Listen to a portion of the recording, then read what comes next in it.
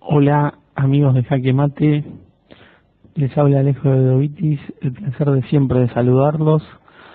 Estamos para la habitual lectura de los días miércoles aquí en, en nuestro portal en Jaque Mate para analizar la historia de los mejores jugadores del ajedrez, y así como el año pasado vimos así como la semana pasada vimos, a Smyslov, que fue quien primero arrebatara el título a Botvinnik y luego Botvinnik lo recuperara. Hoy vamos a ver al segundo jugador que le arrebatara el título a Botvinnik en 1960 y que después lo perdiera en 1961 a manos del mismo jugador, es decir, al genio de Letonia, Mikhail Tal. Digo genio porque el ajedrez podría decirse que tiene un antes y un después de Tal, ya que su estilo muy dinámico, muy táctico, hizo que cambiara el ajedrez por completo.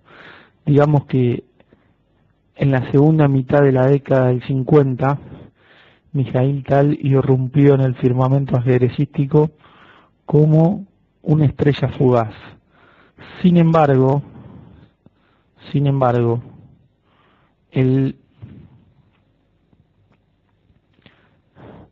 el, el gran maestro de Riga, capital de Letonia, no solo fue campeón mundial, sino que se mantuvo entre los mejores jugadores del mundo aún hasta su muerte.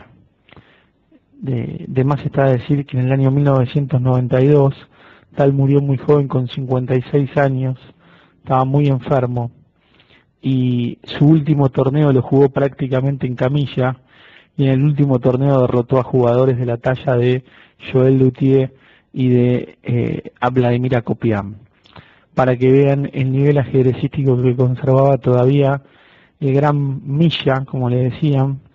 Y estamos hablando de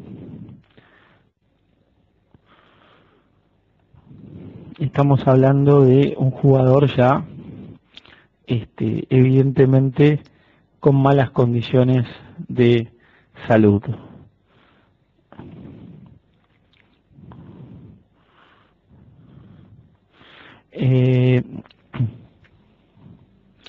Estamos entonces a las puertas de ver una partida que Tal jugara contra su entrenador, quien hizo libros muy interesantes, llamado Alexander Koblenz. Antes de empezar, por supuesto que agradezco a Unicornio, que es la administradora general de este portal, a Cárpatos, que gracias a él tenemos la posibilidad de tener en audio, y por supuesto saludar al maestro Martín Madina, que hace unas muy buenas lecturas los días viernes, a José Billington, a Danieler, a Dogo, bueno, a todos los que nos me han ido saludando, a MS, seguramente ahora con el correr de los minutos los iré viendo y los iré saludando. Un placer tenerlos por acá. Vamos entonces a ver la partida, y en la partida vamos a descubrir el estilo, yo diría, inigualable e irrepetible de quien fuera considerado un mago dentro del ajedrez. También saludos a Clavero, a Jaque Villano, al Guasón, y a todos, gracias por estar. Vamos entonces a la partida. Se va a dar una defensa siciliana. La defensa siciliana se configura con C5. Ya la semana pasada vimos una defensa siciliana, y el blanco acá tiene esta opción, que es la opción denominada siciliana cerrada, donde el blanco no va a hacer D4. El blanco tiene otra opción, que es la siciliana a la pin, donde juega C3 para expandir el centro con D4, y tiene como opción principal la jugada de Tal,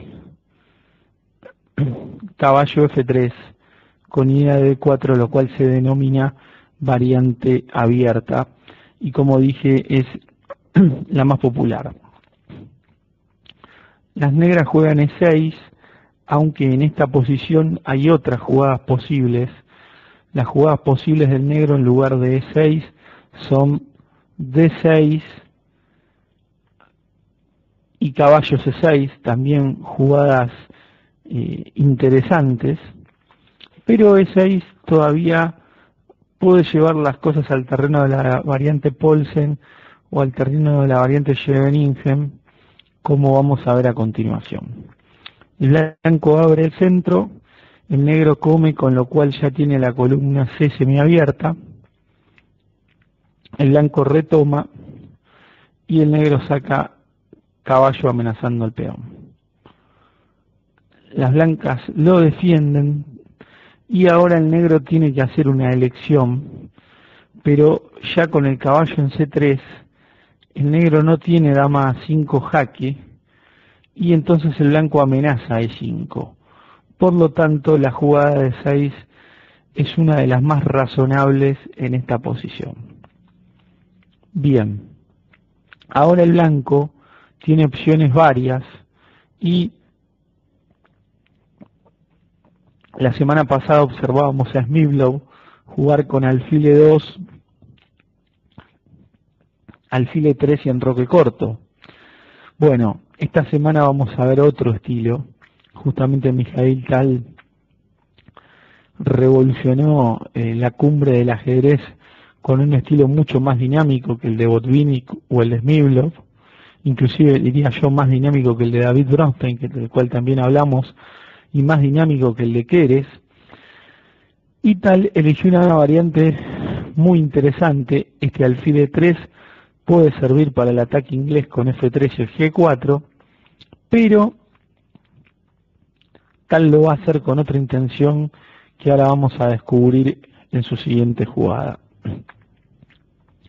Las negras juegan caballo C6 y ese caballo está bien protegido por el alfil. Al blanco nunca le conviene cambiar en C6 porque abriría la columna B para las negras y acercaría otro peón hacia el centro del tablero. Y ahora con F4 se ve cuál es la idea de Tal. Tal quiere jugar dama F3 y establecer el enroque largo. Es decir, pretende plantear una partida de enroques opuestos donde ambos bandos puedan movilizar sus peones sobre el rey rival. Estas partidas de enroques opuestos generalmente son muy agudas y Tal era un virtuoso manejando esas posiciones tan inciertas, donde se necesita tanto cálculo y tanta precisión, pero justamente él las manejaba muy bien porque en su estilo estaba innato el juego táctico, el juego agudo y las posibilidades así bastante difíciles de calcular.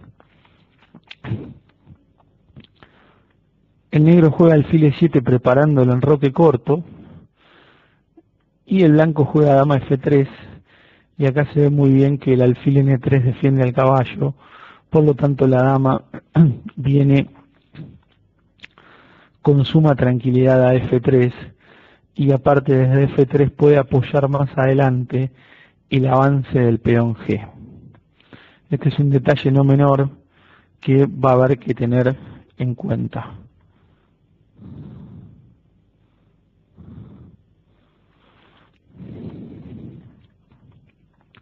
Las negras se enrocan y acá Tal toma un recaudo más que interesante. Lo normal sería que el blanco hiciera el enroque, pero si el blanco hace el enroque directamente, las negras pueden tener la chance de jugar E5 intentando alfil G4 con ataque a la dama y a la torre rival. Por lo tanto, Tal que era precavido, prefirió demorar el enroque. En virtud de esa amenaza, y jugar alfil E2, con lo cual ya controla esa diagonal y de paso tiene la posibilidad de hacer ambos enroques, aunque evidentemente en su voluntad la idea está en hacer el enroque largo.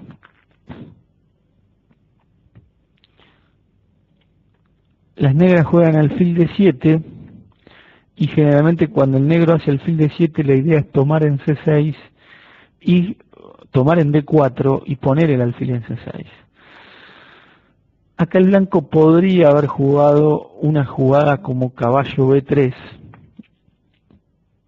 pero habría que prestar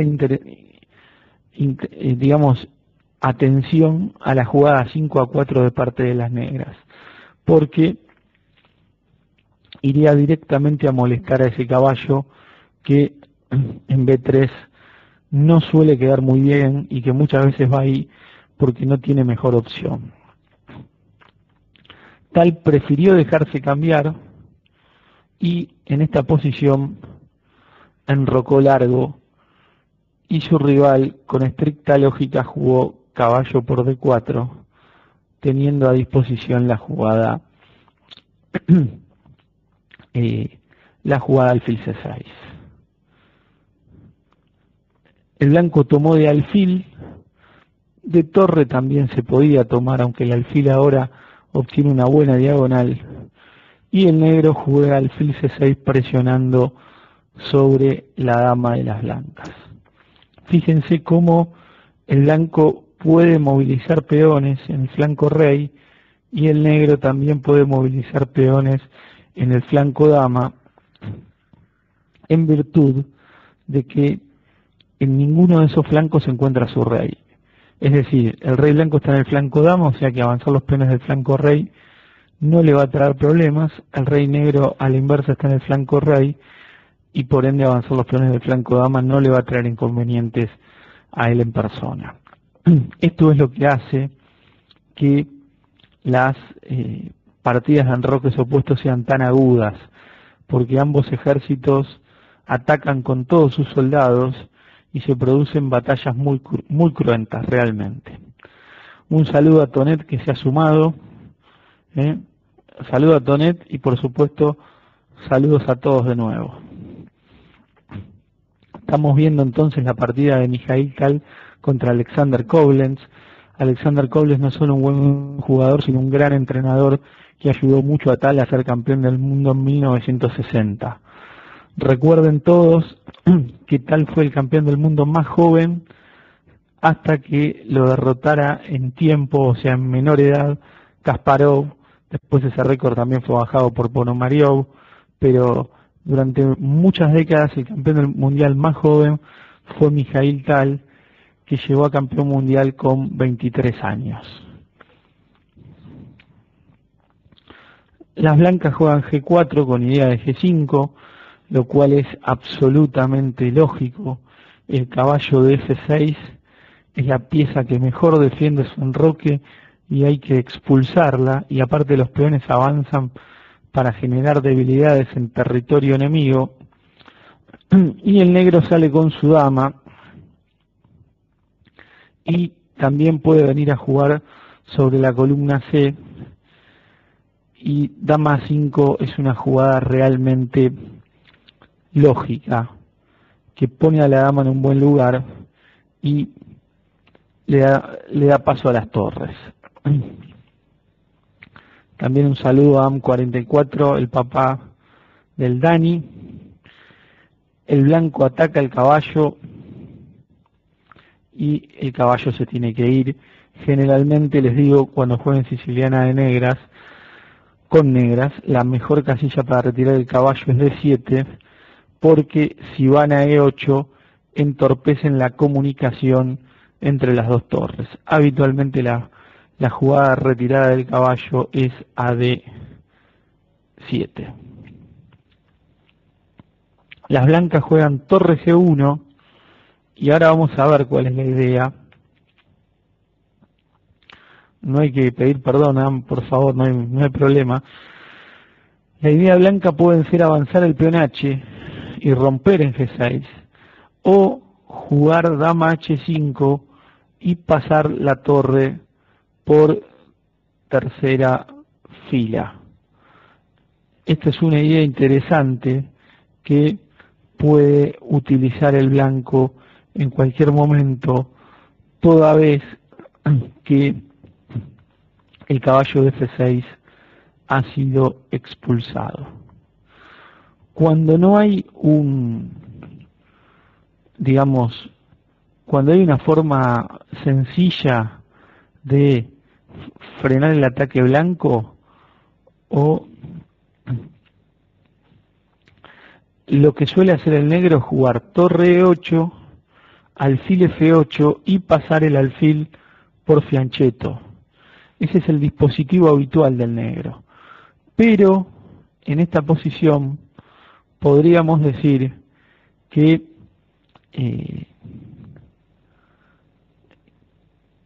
el negro está tarde para armar ese dispositivo, le va a llevar muchas jugadas y el blanco va a llegar rápidamente con sus peones. Por lo tanto, el gran maestro Koblenz decide contraatacar, lo cual es una de las bases principales de la siciliana. La siciliana es una defensa de contragolpe puro, donde el negro ataca con los peones del flanco dama y a través de la columna C. Acá el blanco tiene que hacer algo contra B4. Yo les hago una pregunta. Vamos a ver qué me responden. Vamos a ponerla en el chat. Y yo quisiera saber si el blanco debería mover A3 o no. En esta posición, jugada 15 de las blancas. Conceptualmente, A3 es una jugada buena o una jugada errónea.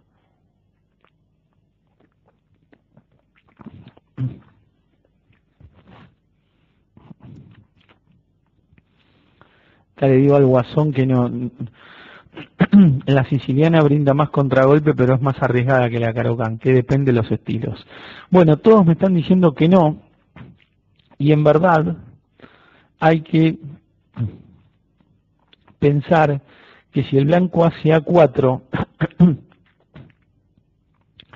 el negro con B4 abre líneas sobre el enroque blanco, y justamente lo que no hay que hacer es abrir líneas sobre el propio enroque. En lo posible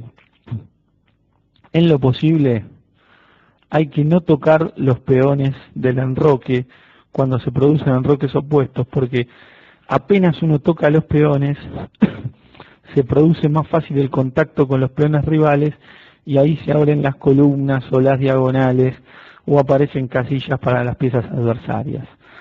Sería un poco como tener una lastimadura, ¿no? Por ejemplo, en el brazo y rascársela, y al rascarnos la lastimadura lo único que hacemos es provocar una herida mayor.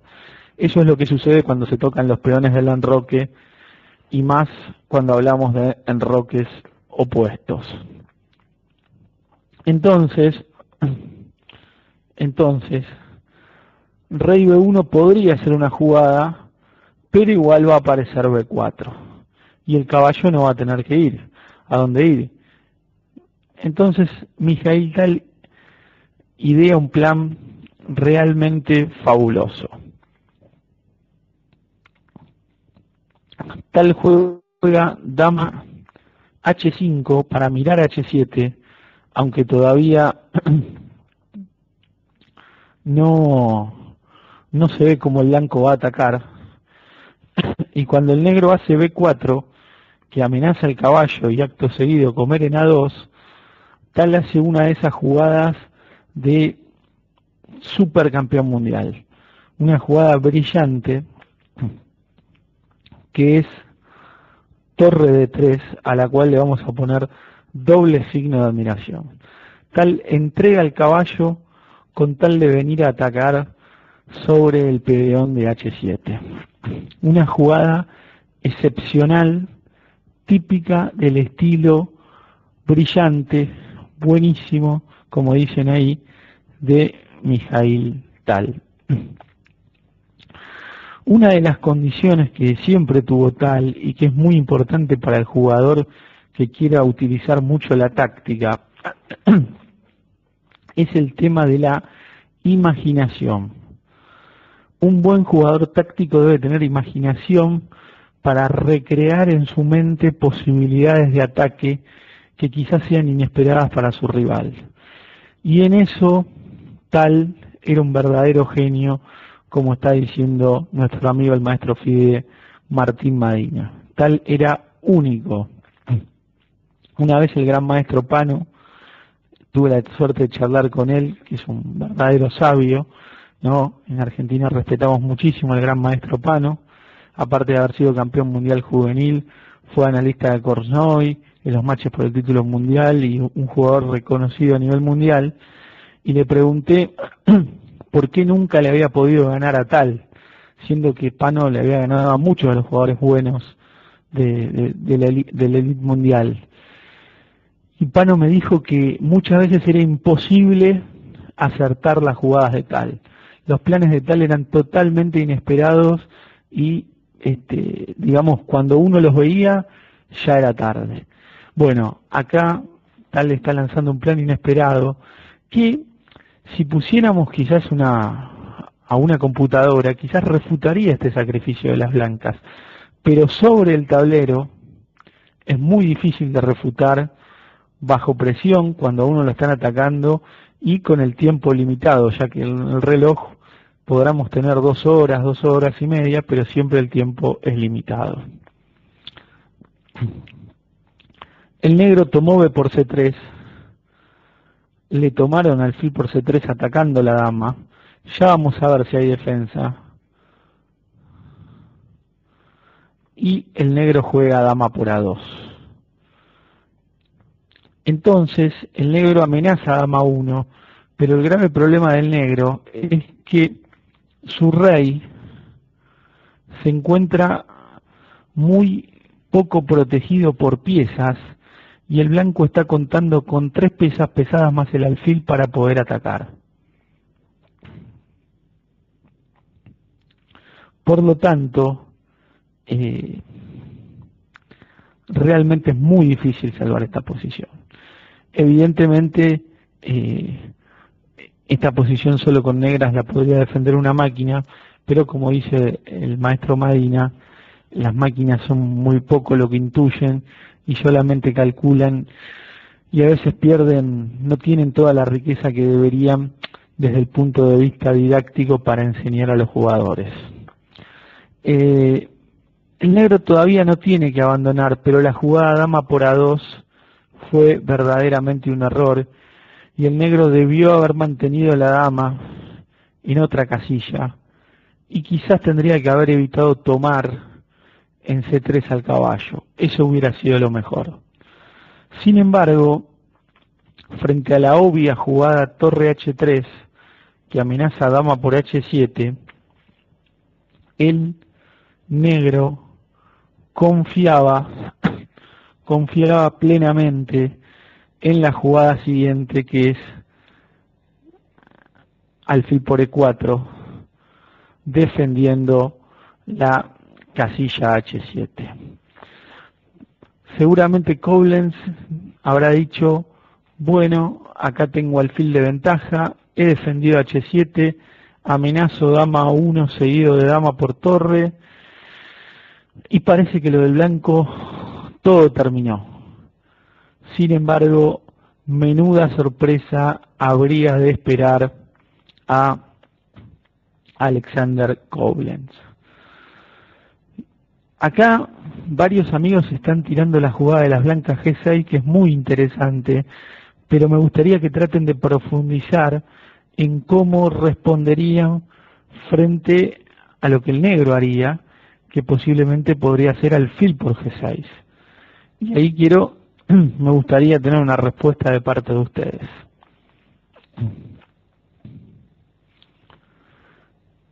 Alfil de 3 es una opción interesante que también están tirando por ahí.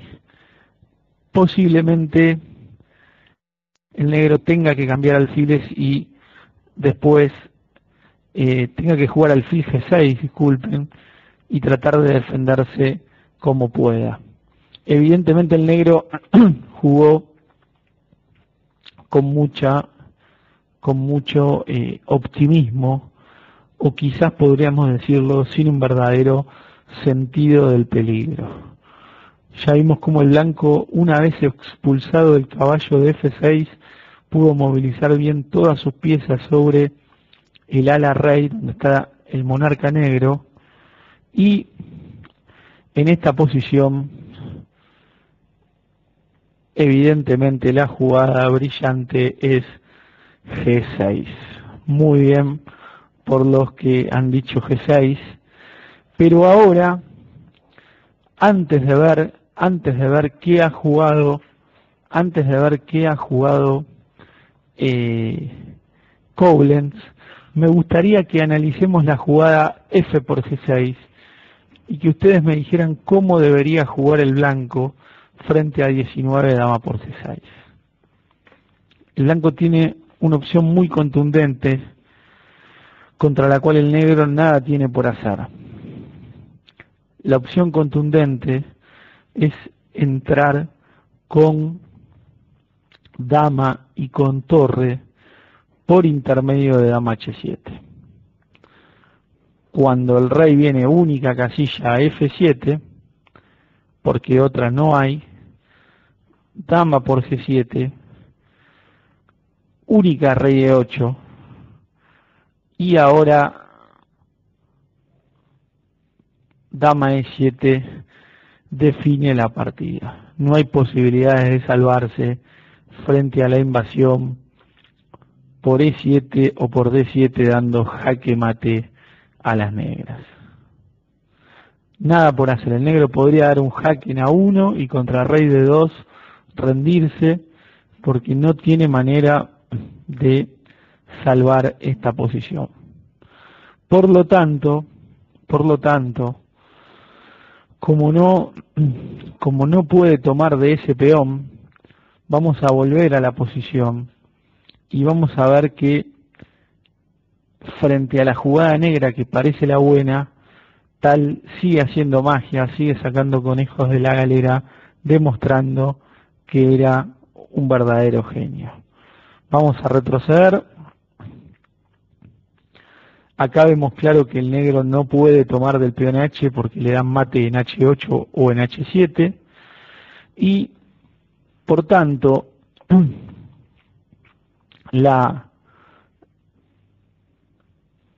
única jugada que el negro va a tener es alfil por G6. H6 es una jugada interesante, H6. Pero el ataque blanco sigue siendo demoledor con G por F7 seguido de dama por H6. El ataque blanco es definitivo porque la torre entra a tallar en la columna G. Por tanto, otra variante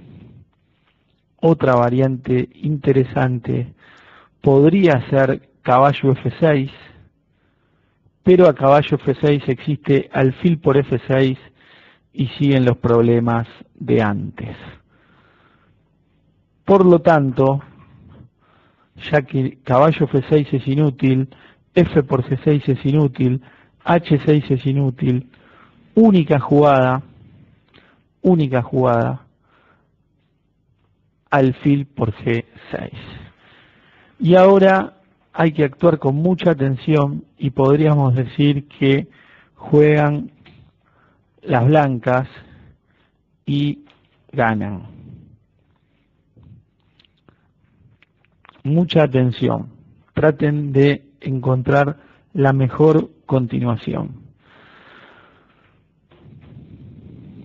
Posiblemente torre por G6 sea ganadora, pero hay una jugada mucho mejor que torre por G6 y que creo que Ave Negra la acaba de decir, y felicitaciones para él, que es dama por H7. una jugada de 4 signos de admiración, donde a la única, alfil por H7, torre por G7 y tras rey H8, un hermoso mate de 2 torres apoyado por alfil. Realmente un mate increíble, brillante, digno de un genio y que pocas veces uno puede ver sobre el tablero, y me pareció que esta partida era un poco la mejor forma de homenajear a Mikhail Tal y de mostrar su estilo. Tal le ha ganado a todos los mejores jugadores del mundo, pero esta partida contra Koblenz creo que es sencillamente brillante por la forma en la que atacó y por la forma en la que definió, entregando no solo un caballo, sino después posteriormente su dama entera para dar un jaque mate muy lindo con las 2 torres en la 7ª fila. No sé si ustedes habrán oído que Tal muchas veces fue criticado por la forma en la que sacrificaba piezas, porque muchas veces cuando se estudiaban sus sacrificios, después de mucho análisis se encontraba alguna refutación a esos sacrificios. Pero claro, sobre el tablero era imposible hacerlo, y Tal dijo la famosa frase, Tal tenía muchas frases famosas, que había 2 clases de sacrificios, los buenos y los de él, ¿no? Entonces, realmente yo creo que los de él en la práctica eran muy buenos, y fue un genio realmente pocas veces visto, y que en el ajedrez se lo extraña, y digamos, quizás Alexei Shirov, que también es de Letonia y que ahora representa a España, sea uno de sus sucesores, pero creo que nadie va a poder igualar el talento y la imaginación de Mikhail Tal. Un jugador que cambió el ajedrez, que realmente hizo el ajedrez más dinámico, y que no se puede realmente encontrar otro par de la misma forma, ¿no? No sé si saben que David Bronstein, hablando sobre Tal, muchos decían que Tal tenía un estilo muy rebuscado, muy difícil, y David Bronstein, en tono socarrón y elogiándolo a Tal, dijo: el estilo de Tal es muy fácil. Tal saca las piezas hacia el centro y luego de sacarlas sacrifica para todos lados. Realmente ese era el verdadero estilo de Tal. Tal era nacido en Riga, capital de Letonia, cuando Letonia pertenecía a la Unión Soviética. La capital de Letonia, uno de los países que da sobre el mar Báltico, muy pero muy lindo en el norte de Europa. Bueno, creo que este ha sido un gran homenaje a Tal. Les digo que desde hace años estoy escribiendo un libro sobre Tal y algún día lo voy a publicar, pero Tal era un verdadero genio, y creo que no es muy difícil que aparezca otro jugador de la imaginación, diríamos del carisma y de la genialidad en sí de Mikhail Tal. Para concluir, quiero recordar una frase que salió en una revista especializada española cuando murió Tal allá por abril de 1992, y el periodista y buen jugador uruguayo Lincoln Maistegui Casas hizo una nota sobre Tal. Lincoln Maistegui es uruguayo pero vive buena parte del año en Madrid, y dijo que cuando murió Tal había quedado la llama perenne, esa llama que nunca se iba a apagar, del fuego del estilo del gran Mikhail Tal. Bueno, espero que les haya gustado esta clase.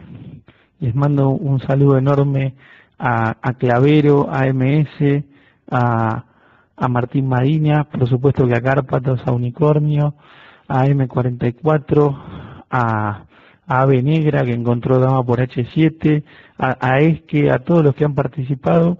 Y realmente para mí es un placer estar acá miércoles a miércoles porque la paso muy bien con ustedes y aparte ustedes son más que amables, yo diría enormemente amables conmigo. Un saludo también a Carles Locrack, al Guasón, y nos estamos viendo entonces la próxima semana. No dejen de ver en la biblioteca las clases que tenemos, ni dejen de participar en las lecturas de el maestro Michael Huerga, ni también en la lectura del viernes del maestro Madina.